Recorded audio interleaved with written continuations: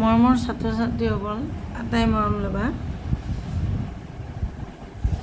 শংকৰদেৱ শিশু নিকেতনৰ তৃতীয় শ্ৰেণীৰ কিছুসংখ্যক অভিভাৱক আৰু ছাত্ৰৰ অনুৰোধত আজি এটা বিশেষ পাঠ মই তোমালোকলৈ লৈ আহিছোঁ।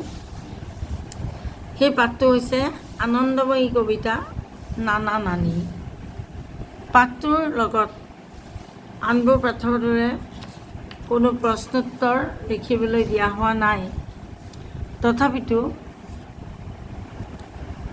এই কবিতাটো তোমালোকৰ মৌখিক পৰীক্ষাত সোধাৰ পূৰ্ণ সম্ভাৱনা আছে আৰু ইয়াৰ প্ৰশ্নোত্তৰো সোধাৰ পূৰ্ণ সম্ভাৱনা আছে আৰু লিখিত প্ৰশ্নও আহিব পাৰে।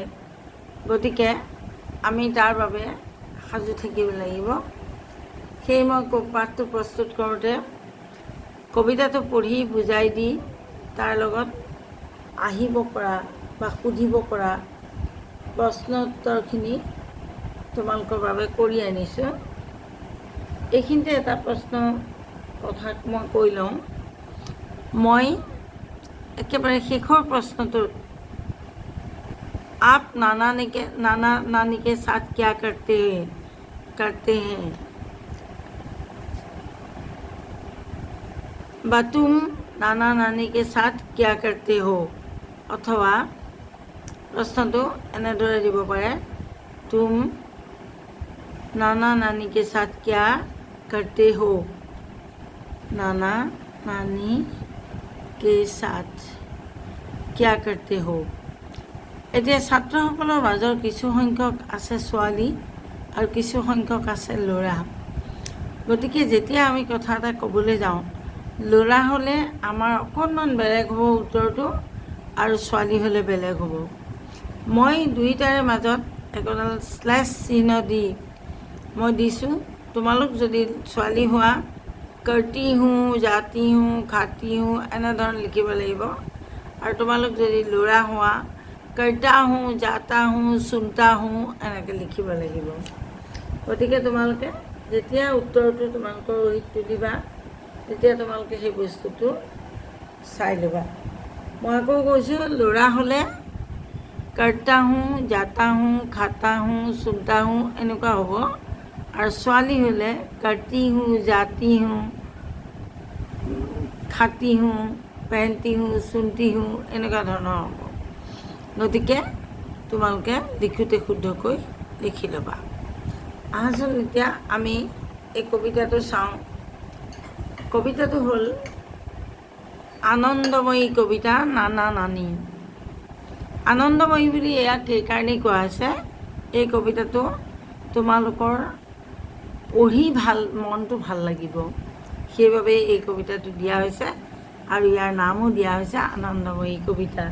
আনন্দ মানে আনন্দ, খুচি, হয়নে নহয়? আৰু ময়ী তাৰমানে আনন্দ লৈ অহা কবিতা, আনন্দ দিয়া কবিতা। নানা নানী, নানা নানী নানা কাক কয়? মাকৰ দেউতাকক। দুটা শব্দ আছে, দাদা দাদী, নানা নানী। দাদা দাদী হ'লে দেউতাৰ মা দেউতাক দাদা দাদী কয় আৰু মাৰ মাক দেউতাকক নানা নানী কয়। গতিকে এই নানা নানী বুলি কৈছে, ইয়াত তোমালোকৰ মামা ঘৰৰ ককা আইতাৰ কথা কোৱা হৈছে। এক हमारे नाना जी हैं, एक हमारी नानी, दोनों ही पहना करते हैं बिल्कुल भूरी खादी। नानी गाना गाया करती, नाना जी मुस्कुराते, कभी कभी नाना जी भी कोई गाना गाते। आको কৈছো, एक हमारी नाना जी है, एक हमारी नानी, दोनों ही पहना करते बिल्कुल भूरी खादी।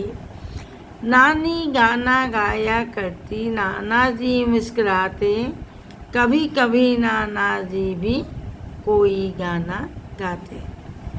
কবি শ্ৰীপ্ৰসাদ। এতিয়া এই কবিতাটো অৰ্থটো এনেকুৱা,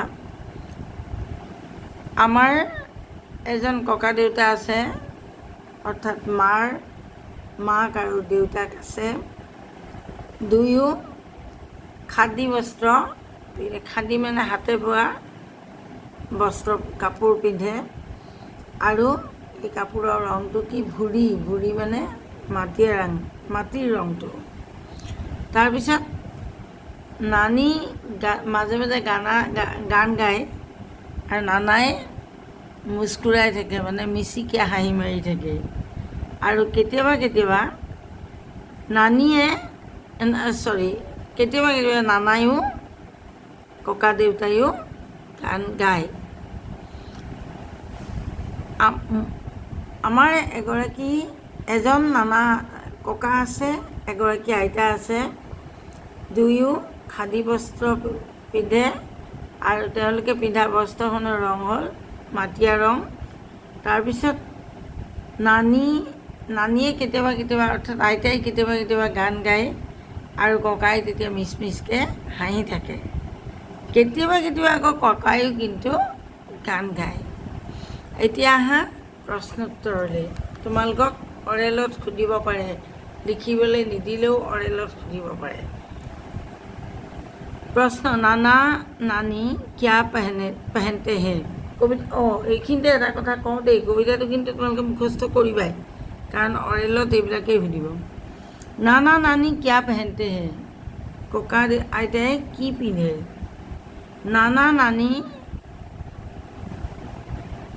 नाना नानी भूरे रंग की खादी की कपड़े पहनते हैं।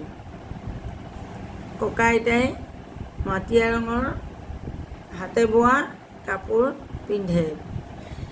नानी क्या करती है? आइताई की करे? नानी गाना गाती है, आइताई गान गाए। जब नानी गाती है तब नाना क्या करते? যেতিয়া নানীয়ে গান গায় বা আইতাই গান গায় তেতিয়া ককাই কি কৰে?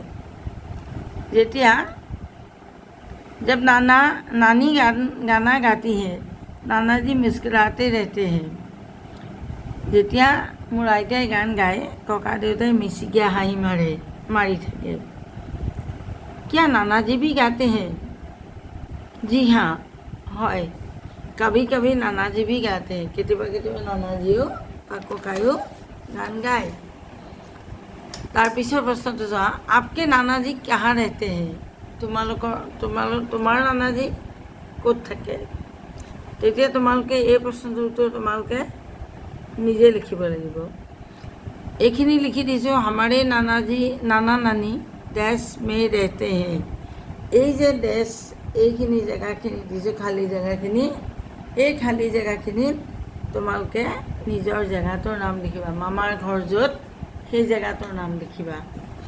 কাৰোবাৰ যোৰহাটত, কাৰোবাৰ ডিব্ৰুগড়ত, কাৰোবাৰ হাজোত, কাৰোবাৰ শুৱালকুছিত হ'ব পাৰে। গতিকে নিজৰ জেগাডোখৰৰ নাম ইয়াত লিখি দিবা। आप नाना नानी के साथ क्या करते हैं? তুমি নানা নানী বা ককা আইতাৰ লগত কি কৰা? অথবা এনেকৈ সুধিব পাৰে, तुम नाना नानी के साथ क्या करते हो? তুমি ককা আইতাৰ লগত কি কৰা? तुम বুলি কোৱাৰ কাৰণে हो হৈছে দেই। उत्तर হ'ব, मैं अपने नाना नानी के साथ बातें करती हूँ। দুটা কিয় লিখিছোঁ? ল'ৰা হ'লে কৰ্তা লিখিবা, ছোৱালী হ'লে करती हूँ লিখিবা। ল'ৰা হ'লে কৰ্তা হওঁ, ছোৱালী হ'লে करती हूँ।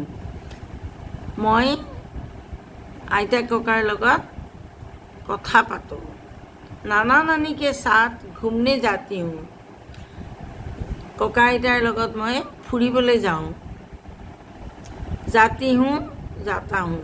আকৌ ছোৱালী হ'লে जाती हूँ লিখিবা, ল'ৰা হ'লে जाता हूँ। नाना नानी मुझे कहानी सुनाते हैं। ককা আইতাই মোক গল্প কয়, সাধু কয়। और मैं ध्यान से सुनता हूँ। আৰু মই মন দি শুনো।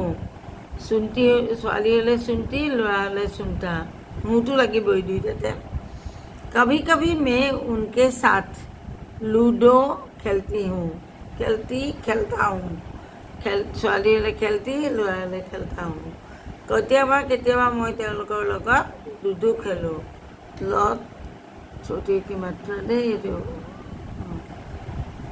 और टीवी देखता हूँ और टीवी चाওঁ देखता ল'ৰা ছোৱালী হ'লে দেখতি ল'ৰা হ'লে দেখতা হওঁ ইমানখিনিয়ে এই পাঠটো তোমালোকক এইখিনি পৰীক্ষাত লিখিবলৈ নাহিলেও মুখেৰে মৌখিক পৰীক্ষাত তোমালোকক সুধিব পাৰে গতিকে তোমালোকে এই কথাখিনি মনত ৰাখিবা কবিতাটো কিন্তু মুখস্থ কৰাটো জৰুৰী কথা আৰু এইখিনি কথাও তোমালোকক সুধিলে যাতে তোমালোকে ক'ব পাৰা তাৰ কাৰণে মই এই পাঠটো এনেদৰে প্ৰস্তুত কৰি দিছোঁ যদিও পাঠটোৰ লগত কুৱেশ্যন আনচাৰ নাই তথাপি মই হ'ব পৰা বা সুধিব পৰা যিকোনো প্ৰশ্ন কি আহিব পাৰে এইখিনি কৰি দিলোঁ তোমালোকে মন দি চাবা বুলি মই আশা কৰিলোঁ আৰু এইখিনিতে আকৌ এবাৰ কথা কওঁ তোমালোকৰ ইংৰাজী পাঠবোৰ হিন্দীৰো আগত দিয়া আছিল কিন্তু হিন্দী কিতাপখন বদলি হৈছে যিহেতু অংক আৰু ইংৰাজীৰ পাঠবোৰো মোৰ চেনেলটোত বিচাৰিলে পাবা মই যোৱা বছৰ গোটেই অংকৰ পাঠ দি থোৱা আছে আৰু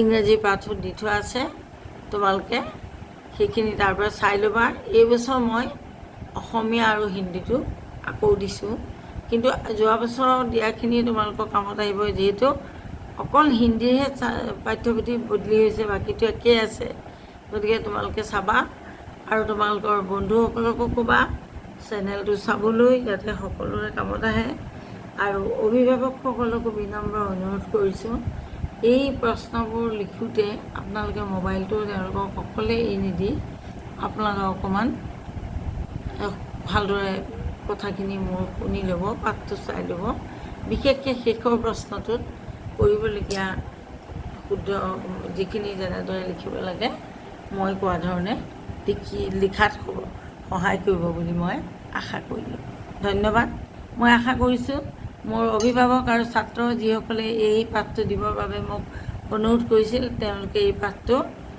চাই উপকৃত হ'ব আৰু ভাল লাগিলে লাইক আৰু শ্বেয়াৰ কৰিবলৈ নাপাহৰিবা ধন্যবাদ